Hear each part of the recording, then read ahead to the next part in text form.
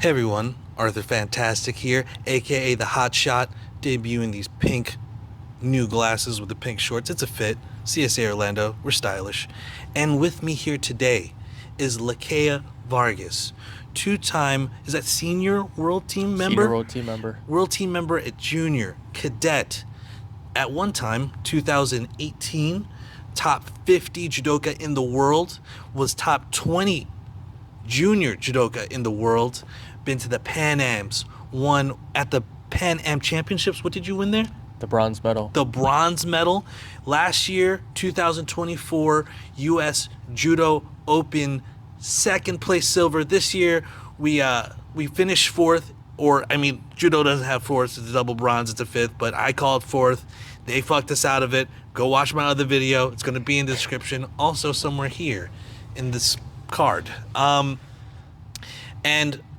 black belt in jiu-jitsu, black belt in judo, and has a win over Mikey Musemeci. Musemeci. I'm saying it right this time. And we could go on a complete laundry list of the number of things Lakea has accomplished, but I'll stop it there and say, Lakea, how you doing today? I'm doing good. I like your style today. Thank you. I also brought my little dumpling rash guard. Dumpling, yo. One of my favorite foods to eat. Oh, yeah, absolutely. I love dumplings. There should be more dumplings here in Orlando. You think that There should be. a touristy, multicultural town like Orlando will have some dumpling spots? They don't. They don't. Yeah. I think we need to open one. We should open one. Oh, my God. Yeah. What do we call it? I'm going to come up with a name for this. We're going to call it something. We Panda Express. Panda Yeah. Express. They already have that one. There's a couple of just off topic on the dumplings. There's a couple of dumpling spots in Vegas. I know you've been there, Vegas, Ooh. doing a lot of competitions over there. What's your favorite spot to eat in Vegas? There's this all-you-can-eat sushi place. Oh yeah. It's kind of like, it's a small Japanese restaurant, and it's like literally all you can eat. Wow. And it's pretty. It's nice. It's good food. Okay. Yeah. Where is that at? Is that in the Strip, or is that in Chinatown? That is near the Strip. Oh, It's okay. right outside of the Strip, kind of near I think Westgate Hotel. Westgate. Okay, I know where that is. Yeah. So that's where it is. They have really good Japanese restaurants, Chinese restaurants. They do. Yeah. In that Chinatown area, it is more Chinatown than a lot of Chinatowns I've seen. Yep. There's this really good boba place that you have to try. It's Okay. called Chewy Boba. Oh, Chewy. Oh, I love Chewy. You love Chewy? Yeah. Yeah. There's a couple of Chewy's around. Is that a chain? It's a chain. There's also Wow. one here in Orlando. Yeah. I tried that Chewy. Yeah. Oh my gosh, I didn't know they had one in Vegas. Wow. Shout out to Kwan. Kwan is one of my jiu-jitsu friends. He's done some judo with me, but he's one of the owners for Chewy. Whoa. And he introduced me to the boba. It's nice. Yo, shout out to Quan. Thank you guys. To Kwan. We need sponsorships. Sure. So, and just to let you guys know, the reason why we're talking about Vegas is Lakea has been on the touring circuit for how many years now for judo? Man, it seems like forever. I would say since 2015 or so. 2015. That's 10 Yeah. years, and you've been competing longer than that too, right? Oh yeah. So it's Sure. it's not even he's been all around the world, and I can't find my baby. In terms of experience, or if you Taylor's laughing at that one. He's been all around the world. If you've heard his name, that's why. This guy's been around for a long time. He's got longevity, and he's still in his prime, just hitting his stride. How do you feel? Let's get into it. I want to go and talk about the US Judo Open this year. I was pretty upset about it. And how do you feel about the performance? How do you feel about the event? What do you think about what happened? I felt, for me, there was a little bit of frustration because obviously in my head it's always the gold medal. That's yes. what I'm hunting for. And this is the first time ever since I think maybe 2013 or so, every single year that I've competed there, I've placed. Wow. This is the first time in many years that I've not placed. You said So, 2013? Yeah. So over a decade, he's been placing every year. That's insane. So it's been it's overwhelming because I did bring a team from Orlando to compete at US Open, and it was really great. But going back to my performance, I felt really good. I felt healthy going into it. I had the mental clarity. Yes, you know, for me, I never want to put it in the hands of the referees. So true. Because you never Especially know. these refs. Yeah, if for the U.S. refs, you know, I do hope that there's going to be more training or getting more just better refs. And I'm not blaming the referees, but what I'm trying to say is that I mean, low key, yeah, definitely. Not all refs suck, but Yes. I want the U.S. refs to be good. You know, it's been a me long too. time since I've seen a good handful of refs that Yes. are like solid in their game. It seems to be the general consensus of judoka in the U.S. and internationally that the U.S. refs are maybe a couple steps below the international refereeing. Is that accurate? It could be. It could be. I know that there's a shortage of refs. There's a in shortage the of US. refs. Wow. In the U.S., there's a shortage of refs, and that has to do with a lot of things. I mean, for me, I don't want to be a referee because I know that it's a stressful job Right. as well. And you you're still know? competing. You know And what I I'm mean? still competing. And even after I compete, I don't see myself in that position because, you know, it's a tough one. It's tough calls, and you need to. It's like a judge. You have to serve justice. Yes. If it's ippon, call it ippon. Call it for what it is. Right.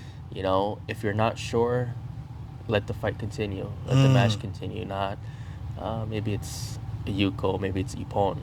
That's a huge big difference. That's a huge difference. Yeah. So. Yeah, I mean, you mentioned Yuko. From what I was reading, and I discussed in my video, US Judo Championships, a catch wrestler's perspective. Check it out. We discussed how the Yuko has been implemented before for some time, but it was removed from the rules, and now this year it's just been re-implemented. And as a new viewer, watching the Judo Championships, watching you on the mat, which was absolutely out of this world. Thank you. Compliments. Like, no one else is competing like you, in my opinion. I'm looking at everybody. A lot of people, they go belly down. They're afraid to newaza. They're afraid to try to initiate that type of grappling for fear of a number of things, or maybe they just want to stand up. But your judo, the transitions are so smooth. Like, if it doesn't work on the ground, like, it's not a full ippon or a wazari, or even if it is a wazari or a yuko, you're not stopping, you're going. And you were pulling off, I think there was like a Kiss of the Dragon there at one point, or a Matrix at one point at the US Judo Champion. This is high level stuff. I know my grapplers know what's up. Yeah, so maybe something, I think we've talked about this before, but I actually, in a humble way, I actually changed the IJF rules. No, I didn't know I that. convinced IJF to change the rules, but in a negative way, in my opinion. And this might get some hates in the comment section, but I'm just gonna tell you guys the truth. Like, there is a lot of gray spots in the rule sets of judo. Right. That's like, can you do it? Can you not do it? Yeah. Let's just do it and see what happens. Right. So it's better to do it and say apologize later than ask permission first. You get a no. Yep, exactly. So like back in 2017 in Budapest, in Hungary, we did there's a senior world championships. I was like one of the youngest on the team at that time, and I was a blue belt in jiu-jitsu, and I noticed that when I did my sacrifice throws or my sutemi waza, the legs were right there. So I would do Kiss of the Dragon, I would do bolo, I would do my X guard sweeps, and just knock them down. And then a typical judoka likes to give their back up, so then they turn, and then I just capture their arm or their neck for the submission. So I was doing that a lot, and that following year, they changed the rules and made it more in detail, saying as soon as you go in for a sacrifice throw, you cannot go in for like a leg attack or for a leg grab. That's crazy. Yeah, so it sucked, but that's how I have to just like keep on moving forward and be creative in my judo. I mean, yeah, as a new viewer, I'm learning a lot about these new things. It's crazy to hear that you've literally changed the meta of IJF judo. That's crazy. You heard it here, guys. And one of the things, in addition to changing the meta, it seems like your style is like set apart, if I may. You know what I mean? It's completely its own. No one is doing what you're doing at the rate and intensity that you're doing. Not to say it again, but I need to shower you with this glazing, because it is so much, it's so much fun to watch it, because like I said, like no one else is doing that newaza. It's almost like they're afraid to do it. And there seems to be some rules. I'm constantly learning about judo. I learned last night that if someone's doing some type of cross grip, if they don't immediately attack, it should be a shido. So that was the last Olympic rules. Oh, the okay. new rules for this cycle is that you could cross collar, but you have to be, you could hold it as long as possible, but you can't be like in a defensive position. Oh. Or you can't be like running away. You have to use it and just attack. I feel like your opponent was kind of doing that at the, I mean, I was, you know, I will go on for days about how upset I was about those matches. And, you know, at the end of the day, those matches were highly contested. You did great. That guy's like world ranked, right? I know for junior, I think he's world ranked. He's been competing a lot lately. Yeah. And it's to me disappointing to see that the rules like the Yuko, as we were discussing, going back to that, circling back, as they say, it seemed like because it was reinstituted, it didn't seem like the refs knew when to actually give those out. And some matches I'm watching, I'm like, they're like, Yuko, and you can have a Yuko, you get a Yuko. And then some other matches, specifically yours, they were so stingy with the Yukos. And they were also, another rule that I'm learning is that there's no specific amount of time that you're allowed to in newaza. Is it just purely up to the preference of the ref, or... Firstly, it's like, it's purely up to the competitors. So as soon as they see like a stop in the match, or if I stop and I don't do anything, then the referee would say mate, and then stand you back up. Mate. Yeah. But usually, honestly, like it does depend on the referee too. Like some refs, as soon as you hit the mat, oh, mate. Stand up. Yeah, I noticed that. So I mean, and your game is like, you know, not that you don't have stand up. You're throwing people. You had at least 2 ippons at that last competition. It's that before you get to really work your way in there, you know what I mean? It's like they're standing you up, and you gotta go quick. Yeah. And I like that because it's intensity. It gives a type of like gotta go in judo mindset, which is really, I love that. But it also seemed to be so disparate in the way that it was enforced. You know what I mean? Yeah. From not just from match to match, but from one instance to the next. They might let you roll for a couple minutes on the ground there, and then the next time you get to hit the ground, they're like, no, stand up. You know what I mean? And if I may, I can't help but watching your matches as opposed to the other matches that day, I can't help but my mind going to some type of conspiracy against you. Is there something that they have against you at the IJ? I mean, they're changing the rules, you know what I'm saying? I'm just finding that out. So that adds to my conspiracy. I'm like, they're changing the rules because of Lakea.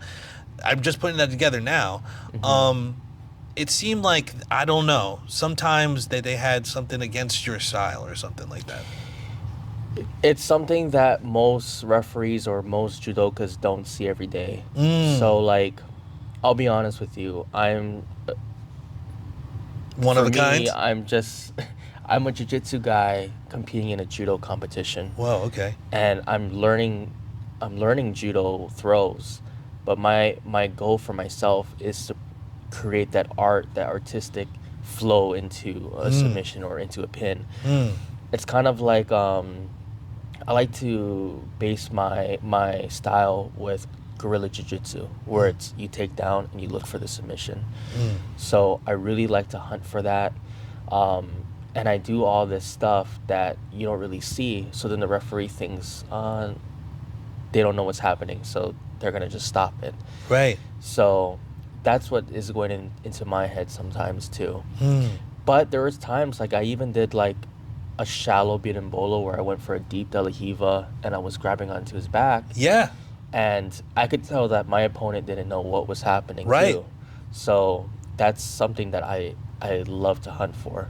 Yeah. I definitely like, yes, your open guard sweeps and entanglements. It's like there's, even in gi jiu-jitsu, there are these breaks and this time where people will take a breath, or they'll just be stalling. Somebody will hold on to them. Even when your opponents are trying to hold on to you, you're getting to these dominant positions so efficiently and quickly. If anything, I feel like that should be praised, as jiu-jitsu is judo. You know what I'm saying? It is. Yeah. So I mean, like, this is classic judo. There's no argument about it. So I feel like the conspiracy is a conspiracy, once again using this word preference. There's like this preference of the ref and this preference of the judges, and to crystallize my point, at the last match, there's no points awarded your last match until like the last 30 seconds. Yeah. Then your opponent gets Yuko, then you turn him, pin him for 5 seconds, time runs out, you get amazing. a Yuko, right? Yeah, and it was a tie. I'm like, we're gonna go to golden score. I know will go Lakea's way. And then all of a sudden, ref looks off to the edge, and I guess, is that another ref or a judge? Yeah, the other refs at the table. And they went like this, as opposed to like, this is a Yuko, right? Yuko, and then this is the Wasari. And I was like, that wasn't no Wasari. I mean, I just felt like they're trying to get the matches done so they can. I felt that way. It was going towards the end of the day, and I'm like, it was frustrating, because your mindset is, all right, I'm gonna go into the golden score, and I'm gonna take this guy and get the bronze medal, but then you stand up, fix your belt, and then they're already changing the score. They're changing the score. Yeah. That seems unsportsmanlike. Well, to be honest, in judo, when you watch the Olympics too, That happens. It happens. But this is US Open. The Olympics is like the largest competition that you could ever do in someone's life. And you have those slow-mo cameras, and you have cameras that go around the mat and everything that you could see. Over here, obviously, we just have one camera, and it has one angle. Right. So, yeah. I mean, and I have that second angle, and at some point in the future, I'm going to be doing like a breakdown of those matches to get like just to talk about this and bring to the viewers who I know we're going to be interested in this type of information, and give them another angle, literally and metaphorically. Moving forward in judo and the discussion of such things, what do you feel for yourself moving forward now that this has passed?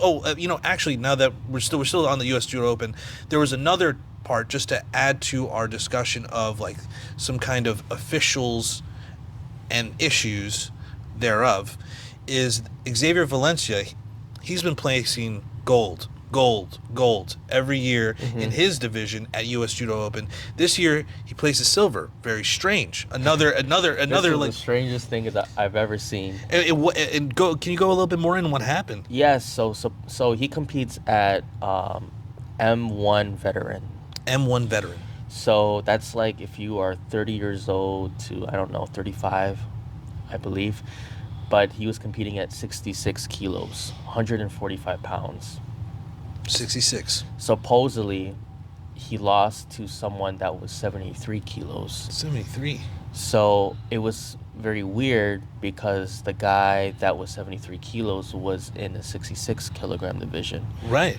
And usually you fight with the same weight and the same age. Yeah, I mean, it's a weight division and an age division. Yes, you would imagine so. Yeah, when we found out that day at the restaurant, we're like, wait, that doesn't seem right. So we had an email for like a verification, because usually they will let you know like, hey, are you okay with having this person, because this person doesn't have anyone in their division. Right, you had to consent to that. Consent, but there was no consent. Right. And we found out the hard way after the medal, after the whole competition was over, that Xavier got the silver, but he should have gotten the gold, because that guy wasn't supposed to be. He wasn't even supposed to be in that division. No, that was not his right division. So Xavier's, I think, a 4 or 5-time gold medalist at the US Open. 5-time. Yeah. 5-time. 5-time US Judo World Champion, for those who know Booker T and know that reference. And US Open is like one of the largest competitions in the US. Right. It's an international competition, and in my opinion it's big because we have nationals, but that's only with US citizens. Is that going to be in Dallas? That's every year they change. Oh, so okay. Daytona, Dallas, they had one in Las Vegas. Wow. They had one in California. So each year is different. But for the US Open, it's big because it's an open. Right. You could have anyone competing in your division. Yeah, I saw a lot of people there. I saw Roddy Ferguson. I was looking for Higashi. I don't know if Higashi was there. Higashi wasn't there because I think he was commentating in Mongolia. Mongolia? Yeah. Wow. Jeez. Yeah. Was it like for judo or for something else? For judo, I think there was like a Grand Prix. Okay, wow. Yeah. I also, what was it? I know Lauren Meese was out there. I know Phil Spano? Philip, yes. Yes, Phil was out there. And there was a number of like just international judoka that, because you said it's open, it's not just Americans. We had the silver medalist from Georgia, Guram. Olympic silver medalist? Olympic silver medalist. Wow. So like he was there. That was like a huge like surprise. Yeah. Yeah. So it's a no joke competition. Yeah, it's no joke, and it's in a nice place. As I've said, Fort Lauderdale, very nice. It's there every year, it seems. Yep. They used to have it in Colorado a long time ago. Wow. Yeah. I'm glad they brought it to the beach. Yeah, me too. It's like 10 minutes from the beach. Like you can walk to the beach from there. Yeah, you can. It's pretty Super sick. close. So moving on now getting to that question I was going to ask. Now that the US Judo Open is done for this year, what's the rest of 2025 moving into 2026 looking like for Lakea? For me, I'm just developing my judo. I'm growing still. I'm in no rush. I look at myself from back then, the old Lakea, as I'm just like grinding, which is great. That's what developed me for who I am now. Yeah. But now I'm in a more mature state, and I want to get creative with my judo again. I don't want to be the typical judoka that just grabs on lapel and sleeve and does the same old stuff that you see in the IJF circuit. Unfortunately, here in the US, like we don't have that much training partners. Right. So you have to be thinking outside of the box. So I do want to get back in the drawing board, prepare myself physically, mentally, spiritually, and most importantly, just kind of creating my own canvas again. Yeah. So that's me right now, leading up to 2026. For this year, it's just me developing. I really appreciate the artistic approach. This is martial arts, and you're an artist on many levels. You're a photographer, you're a jiu-jitsu tero, right? Am I using the right word? Yeah. And you're a judoka, and I think that you've also done nogi. So, I mean, does that make you a submission wrestler? Hey, yo. And I think that you approach all of it in a very earnest and creative way. Like I said, and I can't say it enough, like, it is so different watching your judo and how you accomplish what you're doing on the mat compared to everyone else. Everyone else, it's like I could say that they have preset moves. You know what I mean? You don't know what you're gonna see in a Lakea match. I feel like I'm about to sell this guy. It was like a promo. Buy my DVD. Buy my DVD, right? So speaking of being creative, and having a canvas, we have to talk about the medium that we're working with, and that medium comes with its own stipulations, its own box that it's within. What do you think about? There's a lot of talk, whether it be Chadi. I know you probably watch Chadi. Yeah, Chadi. I love him. I love Yeah. him. I love that French accent. This is Chadi. Higashi. There's like a lot of people talking about the rule set and a number of things. So we'll try to go down that list real quick. The first one, and the one that's nearest and dearest to my heart that I've said many times on this channel, is leg grabs. The morotegari. I don't know what you would call it, a single leg in judo. I would say double leg. Yeah. Morotegari, that's a double leg? Morotegari is your blast double. Is there like single legs or There's anything? single leg. Would they have a name for it? I don't even know. I do, but I don't know it. So yeah, like those were kind of like, I feel like there was another person somewhere along the line. They say the Olympics, right? And it was too close to wrestling. Some other people posit that there was some wrestlers like Wade Chalice, for instance, that went in there with a white belt at a world competition, is beating black belts, and then before the finals they give them a black belt. There's all these thought patterns and conjecture, speculation. What are your thoughts on that rule, and what are your thoughts on why it is the way that it is? Yeah, so this is just my humble opinion. Like, I'm not going to hold back. I do miss the leg grabs. Yeah. I started judo with leg grabs. Oh, really? Yeah, I started judo with leg grabs. I competed in judo with leg grabs. And then I also, when they changed the rules, I've lost in the finals, grabbing onto the leg. What? For DQ? DQ, yeah. No way. Not the ice cream, but... Yeah. But, Honsoku Make. I was Honsoku Make for grabbing onto the leg. I miss the leg grabs. But the thing that I always thought, too, was, is it going to make a big difference with judo itself?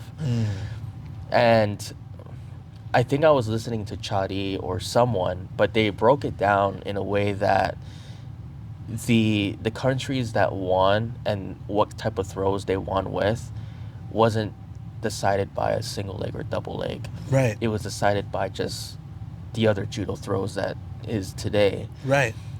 What they were trying to get away from was every time they did a double leg or a single leg or something with a leg grab, a lot of it was just a stall. Right. It was just a stalling technique and a way to kind of milk the clock.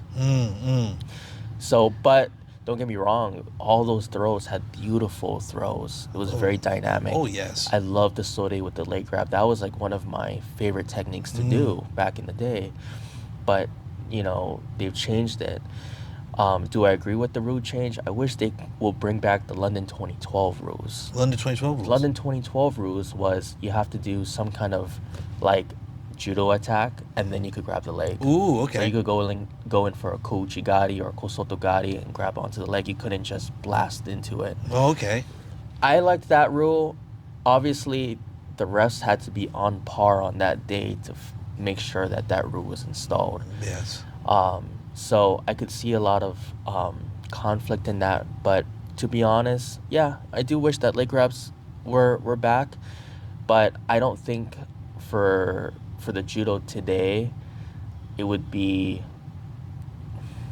I don't know. I think it would be a big difference in other people's games. I think especially so too. in my game, bringing in BJJ into it, it would open up my game a lot more too.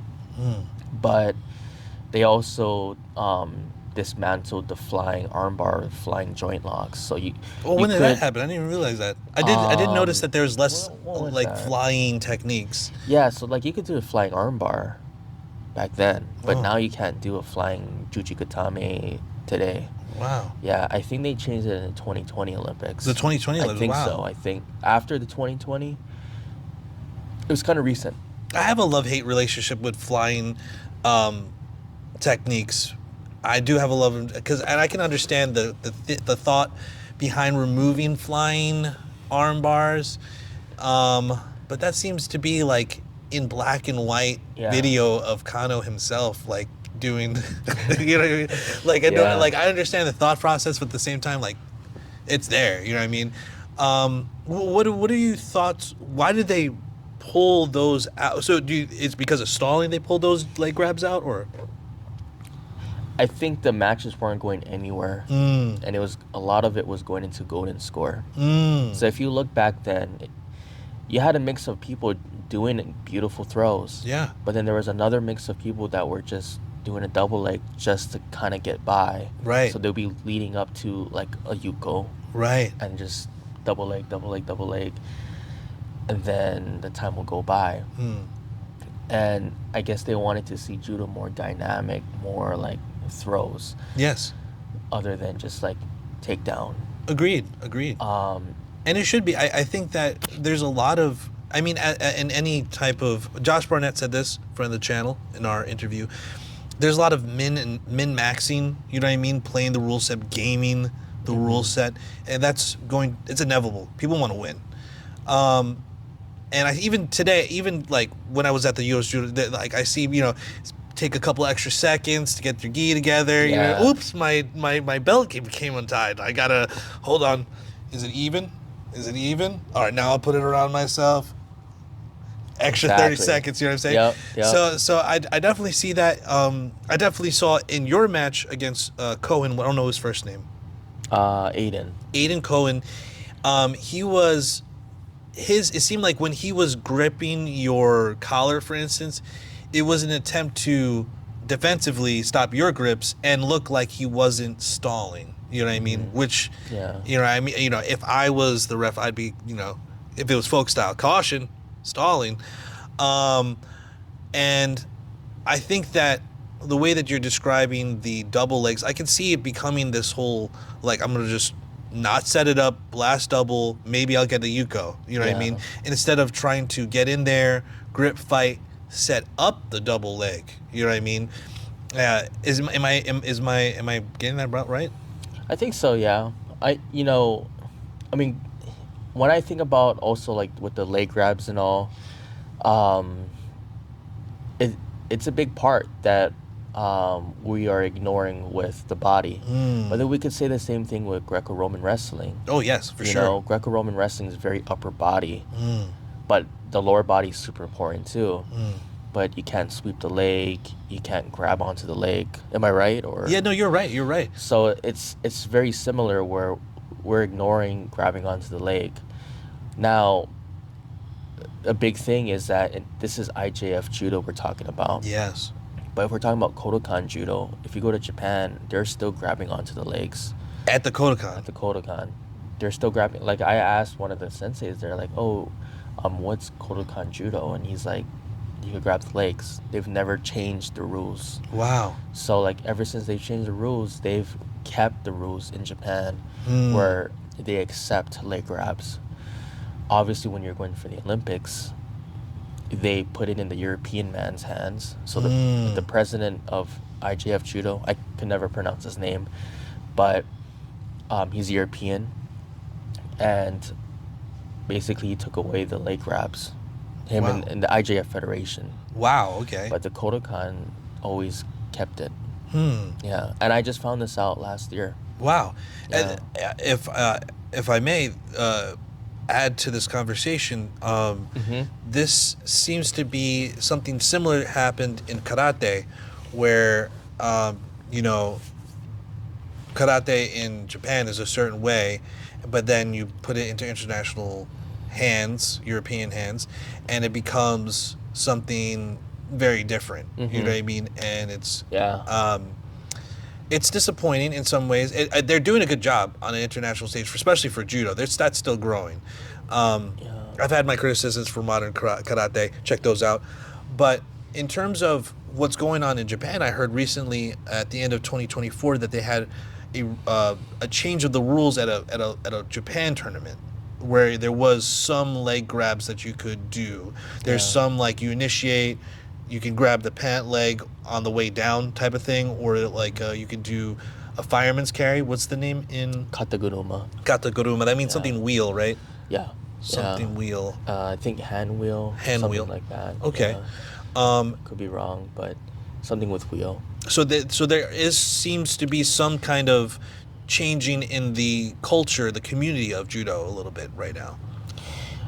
Yeah, for me, I think I always ask myself, if Jigoro Kano Sensei was alive today, what would he say about judo? What would he see the Olympics as? Do I think he would agree on it? Do I think he wouldn't? I'm not really sure, to be honest. But I think what he wanted was just the growth of judo. Yeah. Yeah. Yeah. On the topic of what, WWKD, tell us more about this Kodokan IJF split. Like, for us who may not be so initiated into the judo community and culture, we're still trying to navigate this whole thing. That's something I'm still learning about. Can you tell us more about it? Yeah, so the IJF judo rules is like Olympic rules, where you can't really grab the legs. It has the gripping sequence that you can't grab this, you could do this, you can't do that. The Kodokan judo that I am still learning from, though, is you could grab onto the legs. Right. So the All Japan Judo Championships or the All Japan Open that happened this year, and they allowed some leg grabs to happen. Yes, right. And when I watched it live, and you were there for that. I was there. Wow. Because I felt like, you know what, this is a cool moment where they're gonna have leg grabs. Right. And I didn't see any negativity happen. That was like a huge part of the win. I saw single legs.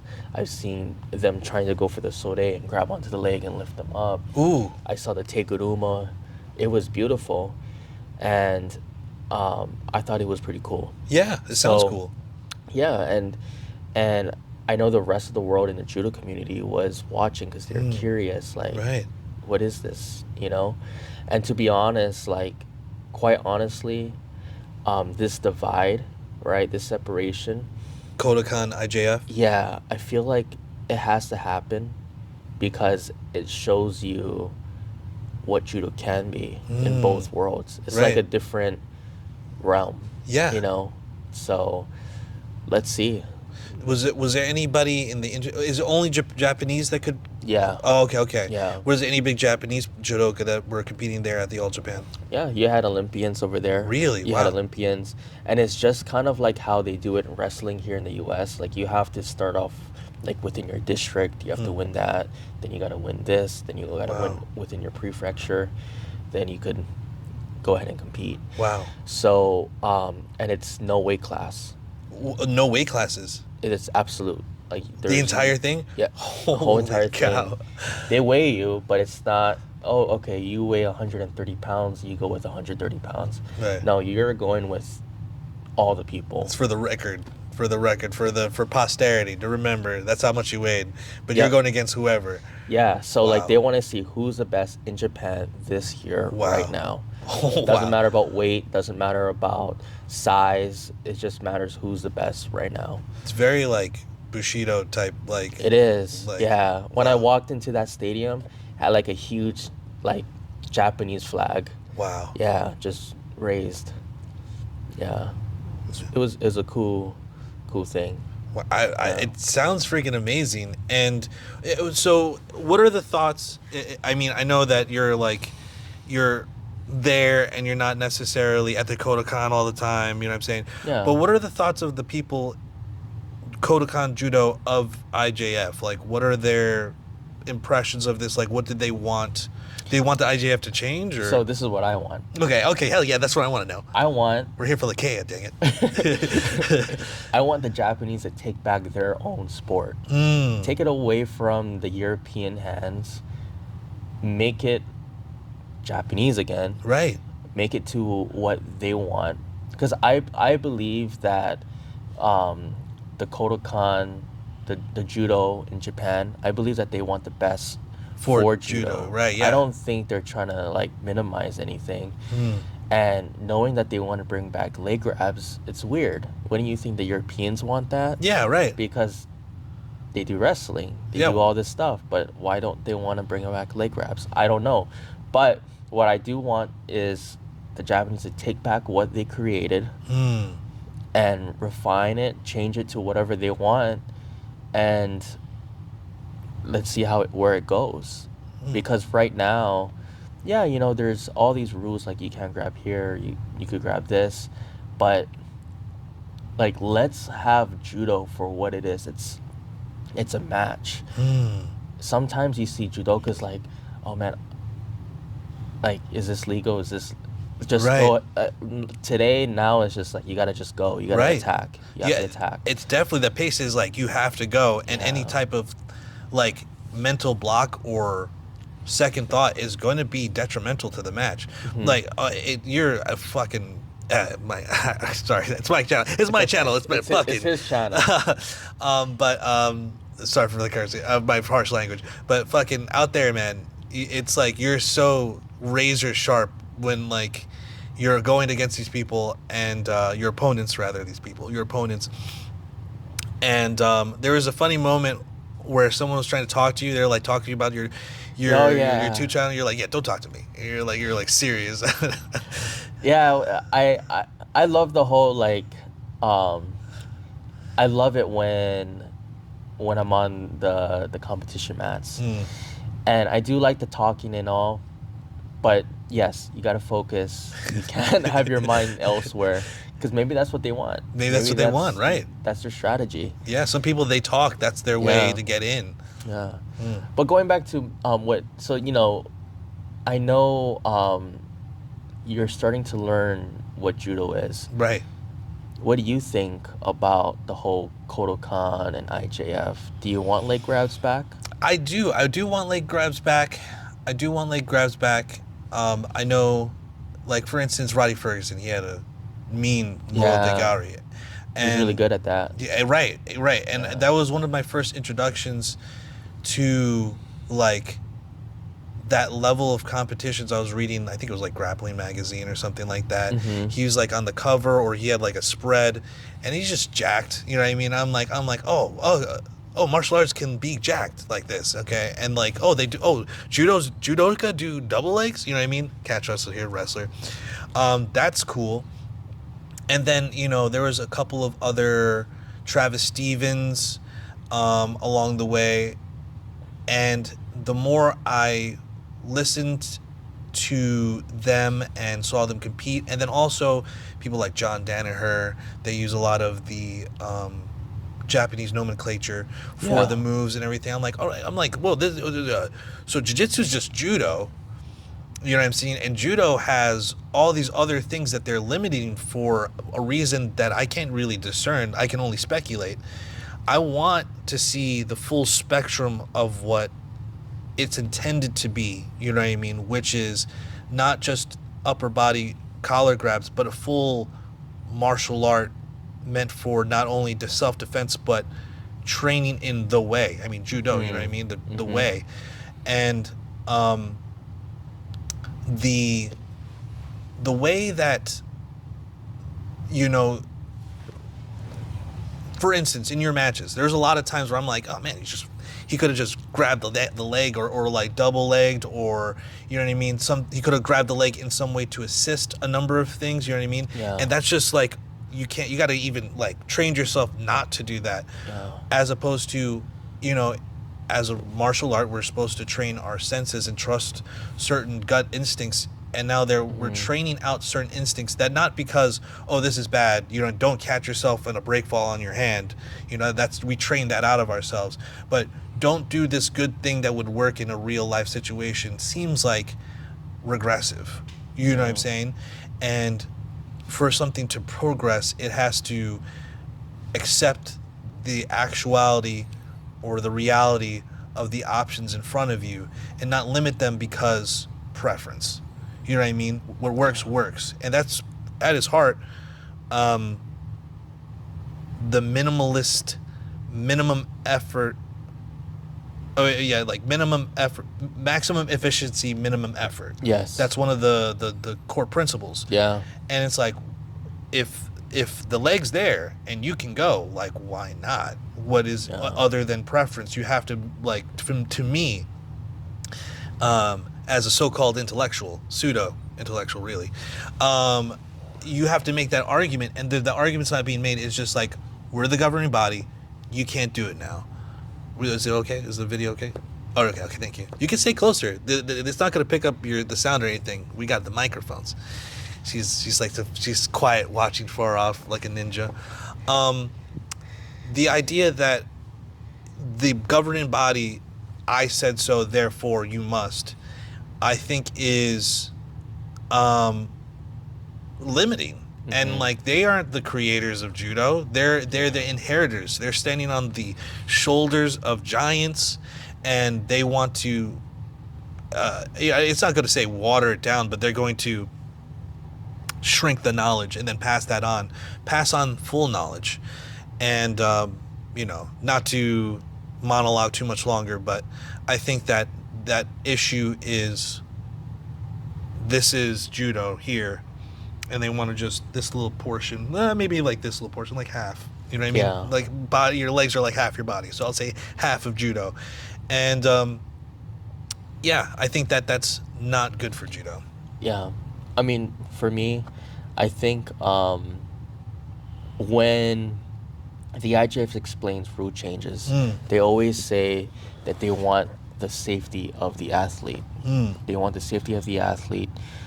That's their highest priority. And their second one is the ease to spectate what judo is. So for me, it's a lot easier to see who won and lost the match in judo versus if I watch a 10-minute IBJJF competition of two black belts sitting down and one wins by an advantage. If I didn't do jiu-jitsu, I wouldn't know who would have won. Right. But if I came out of anywhere and I just sat down and watched judo and I see someone throw someone over their head and that guy lands on their back, I know who won and who lost. Very intuitive. So I do give props to judo in that way, that it's easy for the spectator to see who won or lost in many ways versus BJJ. But at the same time, I'm like confused because for this year, they said that safety is their priority. Leg grabs never hurt anybody. Not that I've I don't even know who got hurt by leg grabs, but they brought in reverse Seonagi, which I love that technique, but it's hurt a lot of people. A reverse Seonagi, as opposed to the head being on the inside, it's on the outside of the arm? Everything is inverted. So I'll show it to you. Okay, but basically, you could hurt someone's shoulder. We'll cut that clip in here now. Well, I'm showing it. We're doing the reverse Ippon Seonagi, demonstrated by Lakea.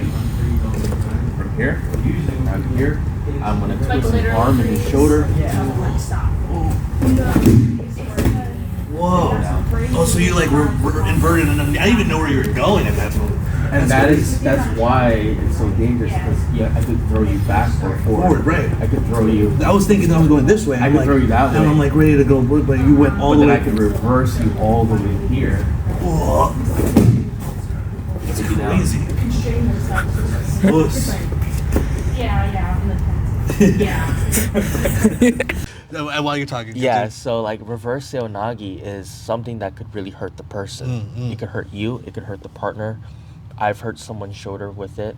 I've seen someone's elbow got dislocated this year. Wow. Doing reverse Seonagi. But the IJF says we want the safety for judo, for judokas. But then you bring back reverse Seonagi, you bring back more of, you could put your head and kind of dive. They're giving more leeway on putting your head on the mat to throw. So is that dangerous? That's dangerous. That's dangerous. US Open, someone broke their spine. Right. And now they're in the hospital. Are they okay? That's the guy that got Uchimata onto the top of their head. From Kazakhstan. From Kazakhstan. Is he going to recover? We don't know. He's still in the hospital. Prayers out to that guy. I prayed for him then, and I have, like, when he's crossed my mind, prayed for him. Yes. Like, he has a GoFundMe. He has like 3 kids or so, a wife. And he did Uchimata, and he landed right on his head. Oh, he was initiating the Uchimata. He was initiating the throw. He initiated Uchimata. Yeah. Wow. So, like, the IJF says we want the safety of judokas, but they bring back reverse Seonagi, they bring back more leeway for head dives, and they bring back grabbing. You could grab into the gi. You could put your fingers in the gi. So yeah, you could get your fingers. You could get your fingers broken. I'm like, okay, so those are three main things that could hurt someone. But then you don't want to bring back leg grabs. Leg grabs did not injure anybody. Right. I can see scissor takedowns. Yeah, the Kani Basami, the right? Kani Basami, take that, like, keep that away for me. But especially in such a high competitive environment, people are just throwing like how you're saying. Some people are throwing double legs out there that are lazy, just as a false attack. You know what I mean? People are throwing Kani Basanis as a false attack, but that's, if you do it wrong, you're basically drop kicking someone's knee from the side with your crotch. Yep. Not good. Not good. Not good. So that is my complaint for IJF. It's like, and to be honest, I'm not speaking just solely me, but it's the people as well. The people are like wondering, like, yeah, these are just weird rule changes. But, you know, at the same time, like, they're just trying to make judo more attractive to the spectators' eyes. Yeah. You know? So, yeah. Okay, all right. Speaking of such things, now that you're like talking about black belts, you looking every time you do that, you freak me out. All right. Speaking of black belts in the jiu-jitsu match, and someone sitting down and not being able to tell who wins because of some advantage. Yeah. Which I like to equate to like a yuko in judo. Advantage in jiu-jitsu is like a yuko in judo. Like, you could get 1,000 advantages, you might not win if someone has a single actual point.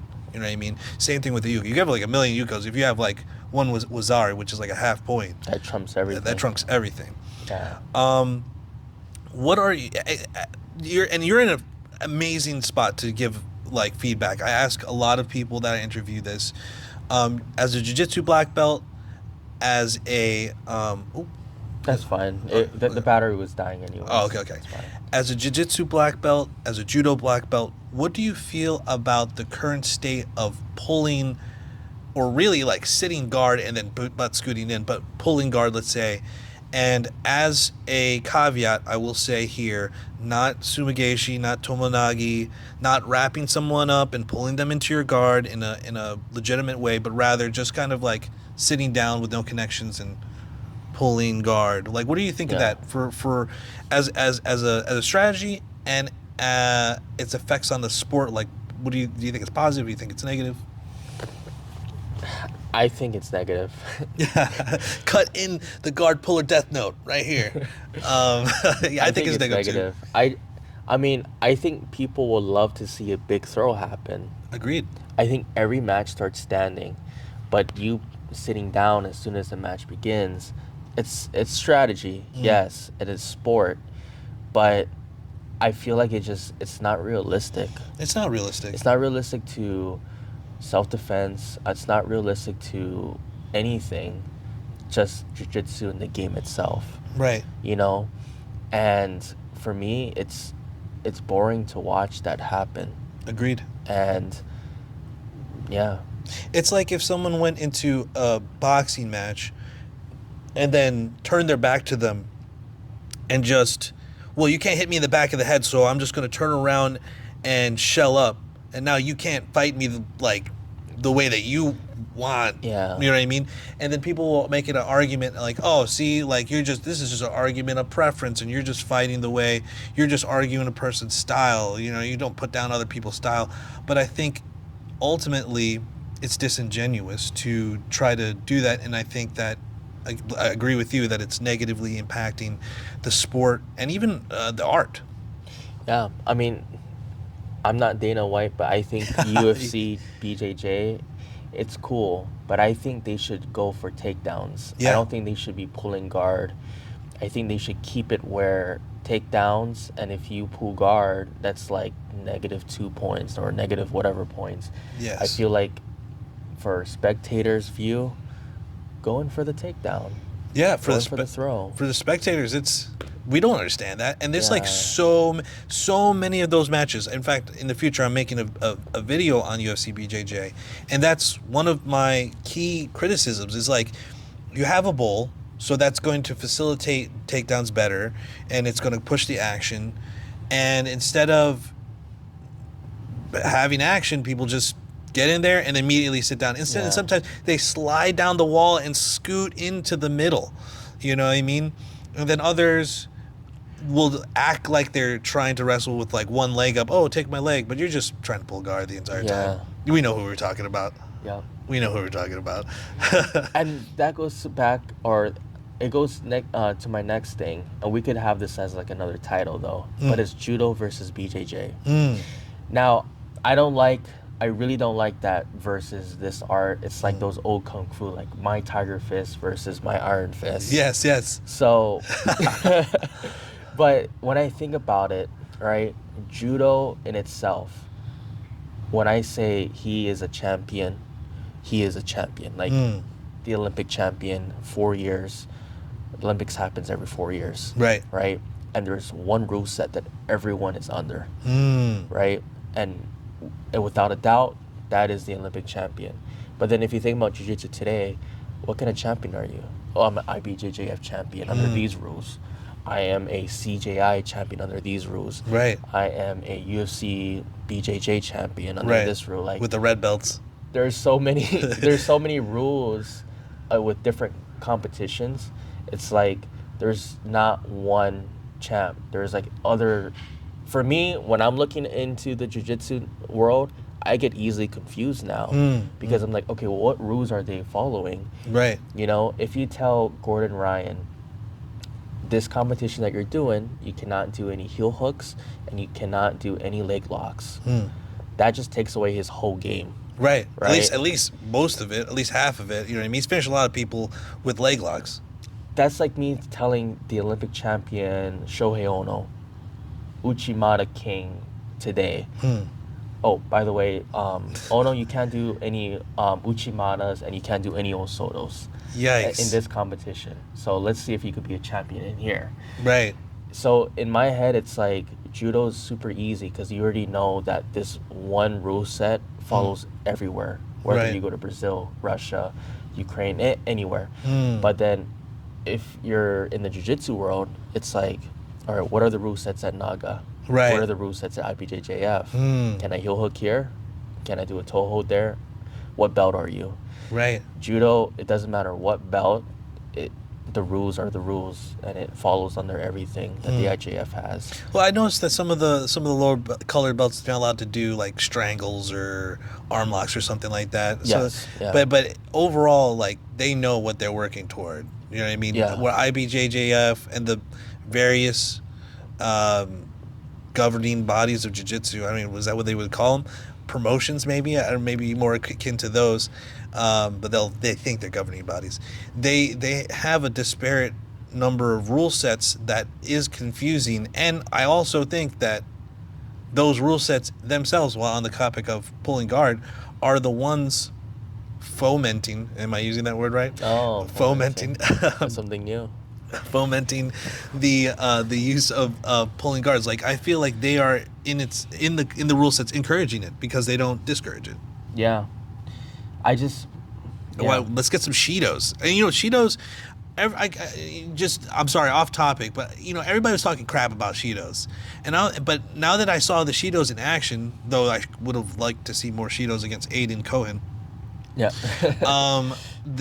I think that they're actually pretty useful to keep the competitors Like honest, Yeah, engaged and honest. Engaged, going in for it. I've seen some like you know, the rare instances where it was a little bit of abuse by the ref, where like they're getting 3 Shidos in 12 seconds. You know what I'm saying? But that being said, I see it as actually like a positive thing for judo. What are your thoughts on Shidos while we're on it?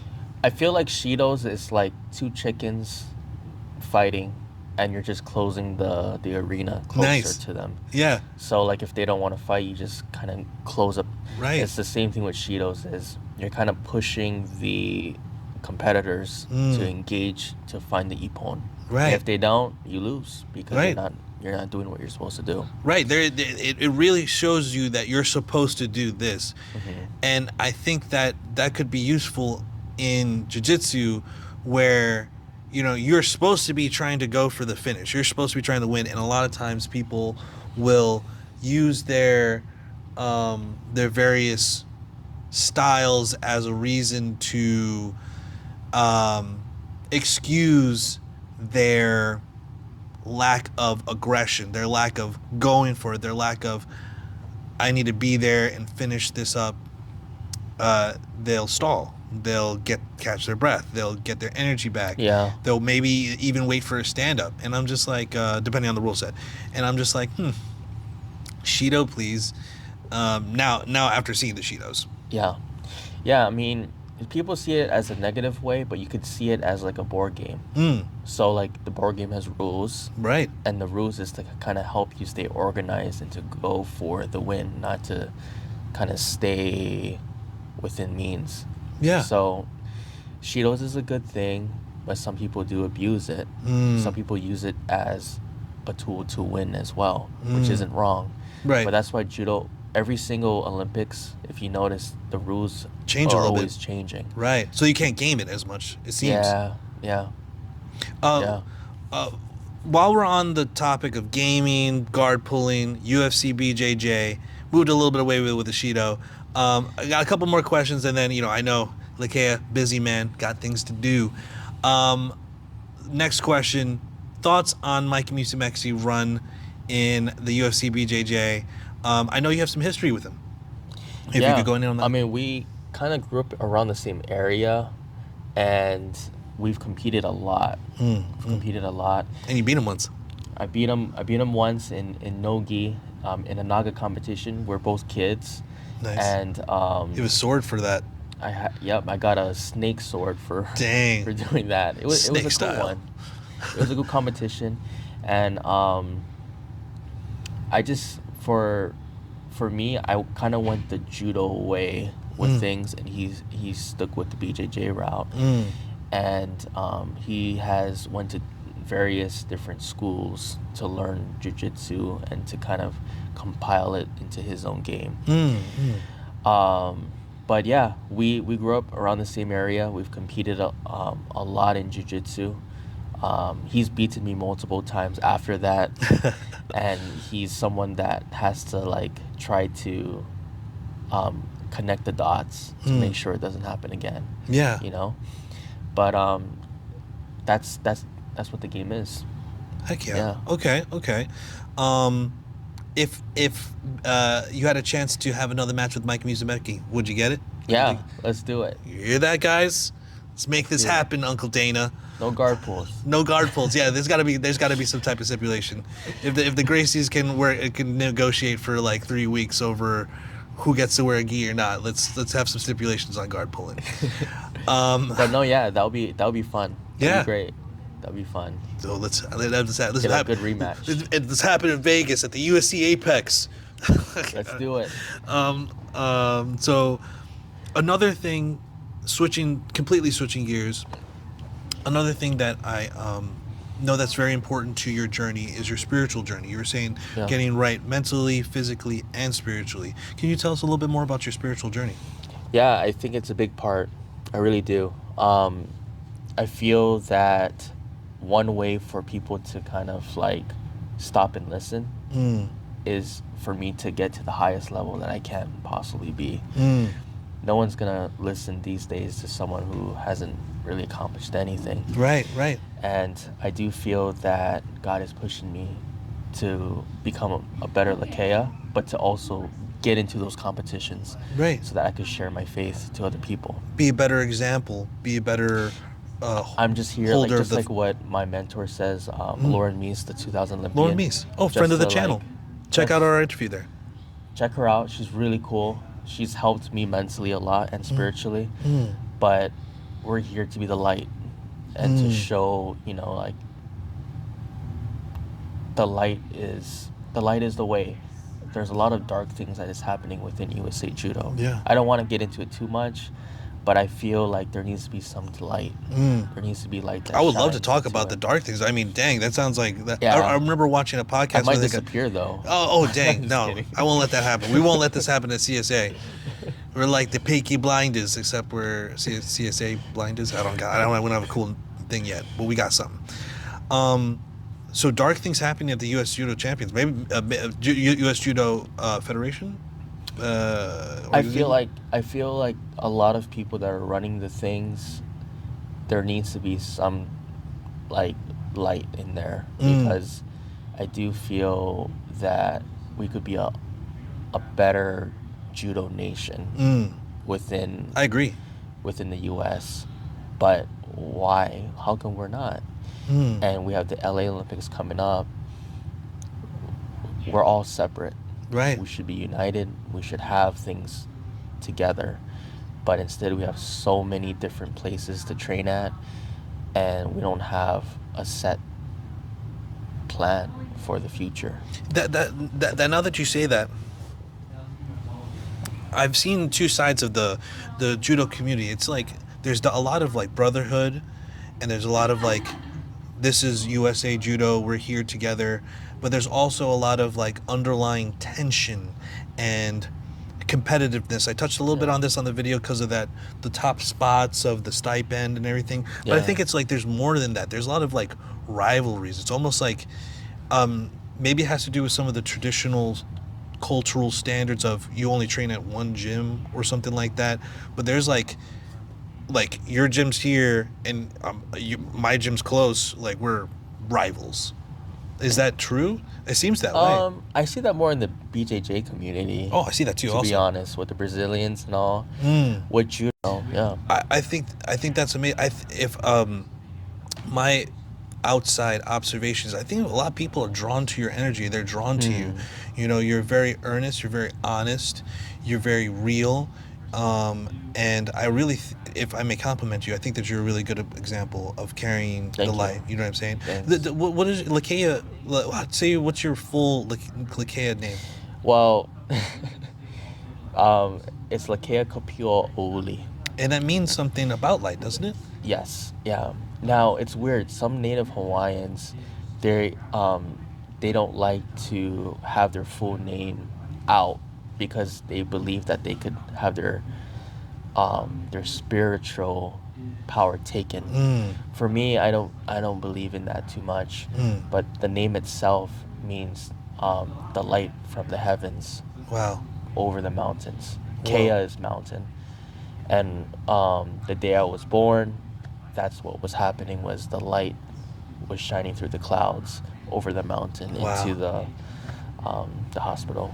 That's window. hella cool. I mean, and I think that it's very apt that your name is that, because I really feel like you embody a light as a person. You know what I mean? Yeah. So, you know, whether sometimes you're serious, but you're serious positively. You know what I mean? Like to be good, to do well, to be disciplined, and you're also lighthearted at times, and you're easy to talk to. You know what I mean? We can talk about anything. Yeah. I recommend you following. Once again, it's going to be in the bottom of the screen. But follow him on Instagram, follow him on YouTube.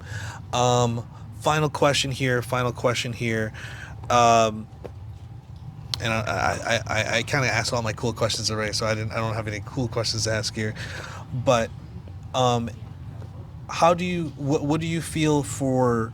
We've got a team here at CSA Orlando. Come down, check us out. 7-day free trial. You can train with 2-time world judo team member, as well as the rest of the team, like myself, Milo, Frankie, Coach Scary Terry, Coach Jay, and Coach Xavier Valencia. He's also teaches here. Yeah, so we have a variety of instructors and things to learn here, and we definitely invite you down. What's next for the team? Do we have another competition coming up, I think, over in Suncoast? Yeah, we have a competition in Fort Pierce. It's called Suncoast Warriors. We're going to compete in that. We might be competing in Texas, maybe. Okay. That's later on in the end of the year. Okay. Yeah. So look out for us at the Suncoast. Look us out in Dallas. Check out our instructionals on BJJ Fanatics to come at some point in the future. Am I right? Yes, sir. Guys, Tell me in the comments, would you like to see a Lakea BJJ Judo Fusion instructional out there? And if it's a yes, give me a hell yeah. Give me a hell yeah. I love that. In the comments. And please give us a like if you like what's going on here. Give us a subscribe if you like this content. When I say subscribe, the little subscribe button highlights itself and little fireworks come out. So I say subscribe, and hopefully you click it. And any last words before we go sign off? I want to say thank you. Thank you for having me. I love the questions. I love this. I love being on the mats, and I hope to do this again. Heck yeah, I want to. We definitely we got to make this, talk more about the developments about judo. And, we thank you guys for watching all the way through. We thank you guys for supporting us. Support him on his channel once again. Not only will it be at the bottom of the screen, but it'll also be in the description below. And, hey, guys, stay up. Stay vigilant. Stay locked and loaded. Stay brutal. Shalom, shalom. Peace. In. Love y'all. See ya.